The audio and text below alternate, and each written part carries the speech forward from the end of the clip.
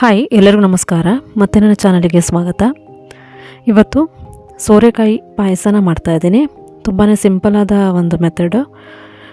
ಇದನ್ನು ಹಾಲನ್ನು ಉಪಯೋಗಿಸ್ಕೊಂಡು ಮಾಡ್ತಾ ಇರೋವಂಥದ್ದು. ತುಂಬ ರುಚಿಯಾಗಿರುತ್ತೆ, ಬೇಗನೆ ಕೂಡ ಮಾಡ್ಕೋಬೋದು. ಸೋರೆಕಾಯಿ ಪಾಯಸ ಮಾಡೋದಕ್ಕೆ ಇಲ್ಲಿ ಸೋರೆಕಾಯಿ ನೋಡಿ ಈ ಥರ ಇದೆ. ಬಲ್ತಿರೋದಾದರೂ ಪರವಾಗಿಲ್ಲ, ಇಲ್ಲ ಎಳೆದಾದರೂ ಅಡ್ಡಿಲ್ಲ, ಚೆನ್ನಾಗಿರುತ್ತೆ. ಸೊ ದೊಡ್ಡ ಒಂದು ಸೈಜ್ನಲ್ಲಿ ಇರೋದ್ರಿಂದ ನಾನು ಅರ್ಧಕ್ಕೆ ಕಟ್ ಮಾಡ್ಕೊಳ್ತಾ ಇದ್ದೀನಿ ಸೋರೆಕಾಯಿನ. ಸೊ ಈ ಥರ ಕಟ್ ಮಾಡಿದ ನಂತರ ನಾವು ಅದರ ಸಿಪ್ಪೆನ ತೆಗಿಬೇಕಾಗತ್ತೆ. ಪೀಲರ್ ಸಹಾಯದಿಂದ ನಾನು ಸಿಪ್ಪೆನ ಪೂರ್ತಿಯಾಗಿ ತೆಗಿತಾ ಇದ್ದೀನಿ. ಇಲ್ಲಿ ನೀವು 2 ಸರಿ ತಕ್ಕೊಳ್ಳಿ. ಸ್ವಲ್ಪ ಸಿಪ್ಪೆ ದಪ್ಪ ಇರೋದ್ರಿಂದ ಸ್ವಲ್ಪ ಜಾಸ್ತಿ ಸಿಪ್ಪೆ ತೆಗೆದ್ರೆ ಚೆನ್ನಾಗಿರುತ್ತೆ. ಸೊ ನೀಟಾಗಿ ಪೂರ್ತಿ ಸಿಪ್ಪೆನ ತೆಗೆದಿಟ್ಟ ನಂತರ ಅದನ್ನು ಮಧ್ಯಕ್ಕೆ ಈ ಥರ ಕಟ್ ಮಾಡ್ಕೊಳ್ತಾ ಇದ್ದೀನಿ. ಕಟ್ ಮಾಡಿದ ಮೇಲೆ ಅದರ ಮಧ್ಯದಲ್ಲಿರುತ್ತಲ್ವ ಬೀಜ, ಸೊ ಆ ಬೀಜನ ಪೂರ್ತಿಯಾಗಿ ತೆಗಿಬೇಕಾಗತ್ತೆ. ಸೊ ಅದನ್ನು ಪೂರ್ತಿ ತೆಗೆದುಬಿಟ್ಟೆ ನಾವು ಇದನ್ನು ಕಟ್ ಮಾಡಬೇಕು, ಅದನ್ನು ಹಾಕಬಾರ್ದು. ಸೊ ಈ ಥರ ಎಲ್ಲದೂ ನಾನು ಈ ಥರ ತೆಗೆದಿಟ್ಕೊಳ್ತಾ ಇದ್ದೀನಿ. ಪೂರ್ತಿ ಸಿಪ್ಪೆನ ಮತ್ತು ಈ ಬೀಜನೆಲ್ಲ ನೀಟಾಗಿ ಕೈಯಲ್ಲೇ ಕೂಡ ತಕ್ಕೋಬೋದು. ಅದರ ನಂತರ ಈ ಥರ ನಾನು ಸಣ್ಣ ಪೀಸ್ ಮಾಡ್ಕೊಳ್ತಾ ಇದ್ದೀನಿ. ಅಂದರೆ ಬಾಯಿಗೆ ಮಧ್ಯೆ ಮಧ್ಯೆ ಈ ಥರ ಪೀಸ್ ಸಿಕ್ಕಿದಾಗ ಪಾಯಸ ತುಂಬ ರುಚಿಯಾಗಿರುತ್ತೆ. ಇಲ್ಲ ಇಷ್ಟ ಇಲ್ಲ ಅಂತ ಅಂದರೆ ಅದನ್ನು ತುರಿದು ಕೂಡ ಮಾಡ್ಕೋಬೋದು. ನಾನು ಇಲ್ಲಿ ಸಣ್ಣಕ್ಕೆ ಪೀಸನ್ನು ಮಾಡಿಬಿಟ್ಟು ಅದನ್ನು ಹಾಕ್ಕೊಳ್ತಾ ಇದ್ದೀನಿ. ಇದನ್ನು ನಾವು ಯಾವುದರಲ್ಲಿ ಮಾಡ್ತೀವೋ ಆ ಪಾತ್ರೆಗೆ ಹಾಕ್ಕೊಬಿಟ್ಟು ನಾವು ಅದನ್ನು ಬೇಯಿಸಬೇಕಾಗತ್ತೆ ಮೊದಲಿಗೆ. ಸೊ ನಾನಿಲ್ಲಿ 1/4 ಲೀಟ್ರ್ನಷ್ಟು ಹಾಲನ್ನು ತಗೊಳ್ತಾ ಇದ್ದೀನಿ. ಪೂರ್ತಿ ಮುಳುಗೋ ಅಷ್ಟು ಹಾಲನ್ನು ಹಾಕ್ತಾ ಇದ್ದೀನಿ.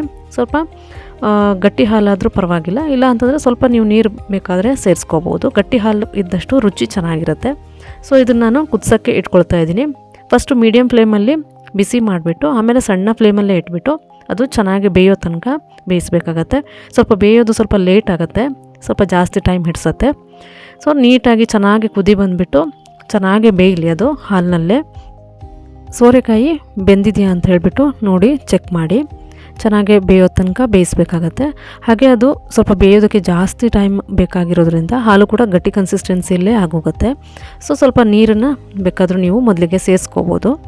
ಹಾಗೆ ಅದು ಸಣ್ಣ ಫ್ಲೇಮ್ ಇಟ್ಕೊಬಿಟ್ಟು ನಾನಿಲ್ಲಿ ಪಾಯಸಕ್ಕೆ ಬೆಲ್ಲನ ಸೇರಿಸ್ತಾ ಇದ್ದೀನಿ. ನಿಮಗೆ ಸ್ವೀಟ್ ಎಷ್ಟು ಬೇಕು ಅಂತ ನೋಡ್ಕೊಬಿಟ್ಟು ಸೇರಿಸ್ಕೊಳ್ಳಿ. ಇಲ್ಲಿ ಬೆಲ್ಲನ ಹಾಕಿಬಿಟ್ಟು ನೀಟಾಗಿ ಚೆನ್ನಾಗಿ ಹೊಂದ್ಕೊಳ್ಳೋ ಥರ ಒಂದು ಸರಿ ಮಿಕ್ಸ್ ಮಾಡಿಬಿಟ್ಟು ಗ್ಯಾಸ್ ಫ್ಲೇಮನ್ನು ನಾನು ಆಫ್ ಮಾಡ್ತೀನಿ. ಯಾಕಂದರೆ ಹಾಲು ಒಡೆಯೋಂಥ ಚಾನ್ಸಸ್ ಇರುತ್ತೆ ಒಂದೊಂದು ಸರಿ. ಸೊ ಅದಕ್ಕೋಸ್ಕರ. ಹಾಗೆ ಇದಕ್ಕೆ ನಾನು ಯಾವುದೇ ಬೇರೆ ಏನೂ ಸೇರಿಸ್ತಾ ಇಲ್ಲ, ಸ್ವಲ್ಪ ತುಪ್ಪನ ಸೇರಿಸ್ತಾ ಇದ್ದೀನಿ ಅಷ್ಟೇ. ನೀವು ಬೇಕಾದರೆ ಡ್ರೈ ಫ್ರೂಟ್ಸು ಯಾವುದು ಬೇಕು ಅಂತ ಹೇಳ್ಬಿಟ್ಟು ನೋಡಿಕೊಂಡು ಹಾಕ್ಕೋಬೋದು. ಈ ಥರದ ಪಾಯಸದಲ್ಲಿ ನಮಗೆ ಮಧ್ಯ ಮಧ್ಯ ಏನು ಇದೆ, ಈ ಸೋರೆಕಾಯಿ ಮಧ್ಯ ಮಧ್ಯದಲ್ಲಿ ಪೀಸಾಗಿ ಸಿಗೋದ್ರಿಂದ ಡ್ರೈ ಫ್ರೂಟ್ಸು ಹಾಕಬೇಕು ಅಂತ ಇಲ್ಲ. ಒಂದು ವೇಳೆ ನಿಮಗೆ ಹಾಕಬೇಕು, ಡಿಫ್ರೆಂಟಾಗಿ ಟೇಸ್ಟ್ ಬೇಕು ಅಂತಂದರೆ ಡ್ರೈ ಫ್ರೂಟ್ಸನ್ನು ಕೂಡ ಸೇರಿಸ್ಕೋಬೋದು. ಹಾಗೆ ನಾನು ಮಾಡಿರೋಂಥ ಈ ಸಿಂಪಲ್ ಆಗಿರೋಂಥ ಈಸಿಯಾಗಿರೋಂಥ ರುಚಿಯಾದ ಪಾಯಸದ ರೆಸಿಪಿ ಇಷ್ಟ ಆದರೆ ಒಂದು ಲೈಕ್ ಶೇರ್ ಮಾಡಿ. ಹಾಗೆ ಮತ್ತೊಂದು ರೆಸಿಪಿಯೊಂದಿಗೆ ಮತ್ತೆ ನಿಮ್ಮನ್ನು ಭೇಟಿ ಆಗ್ತೀನಿ. ಅಲ್ಲಿವರೆಗೂ ನಮಸ್ಕಾರ.